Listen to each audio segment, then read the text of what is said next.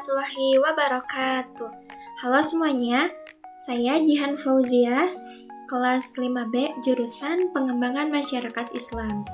Nah, di video ini saya akan menjelaskan tentang pengembangan ekonomi umat atau yang disingkat menjadi PEU. Secara sederhana, PEU adalah upaya untuk meningkatkan kesejahteraan umat Islam lewat sistem ekonomi yang berlandaskan nilai keadilan, kebersamaan, dan keberkahan.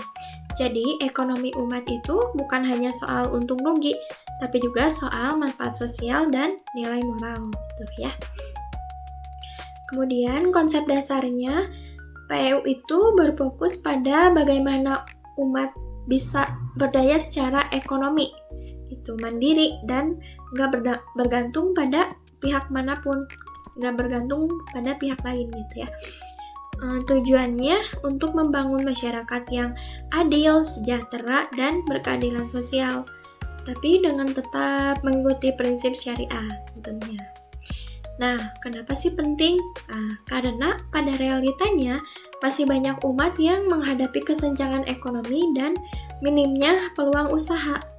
Lewat PEU ini, umat itu didorong untuk bangkit dan mandiri gitu, agar bisa berkontribusi untuk kemajuan bangsa.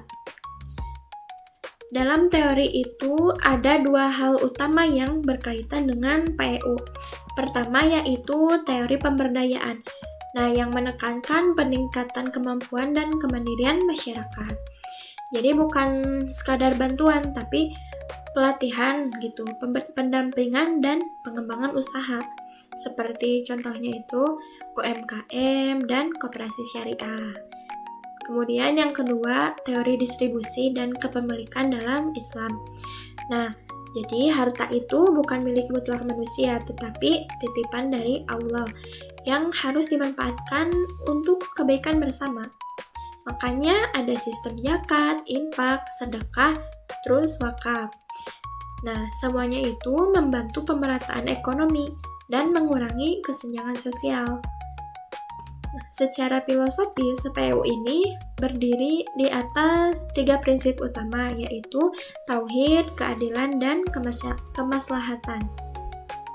Tauhid itu mengingatkan bahwa rezeki berasal dari Allah. Keadilan itu berarti semua pihak harus diperlakukan proporsional. Dan kemaslahatan, jadi setiap aktivitas ekonomi harus membawa manfaat bagi umat dan lingkungan. Nah, kemudian dalam pelaksanaannya, lembaga keuangan syariah punya peran besar. Jadi memberikan pembiayaan yang halal dan adil tanpa riba lewat sistem bagi hasil. Sementara lembaga filantropi Islam seperti zakat dan wakaf kini tidak hanya memberi bantuan konsumtif, tapi juga ada program produktif gitu, seperti modal usaha, pelatihan, dan beasiswa, dan masih banyak lagi ya. Terus semua itu memperkuat ekonomi umat secara berkelanjutan.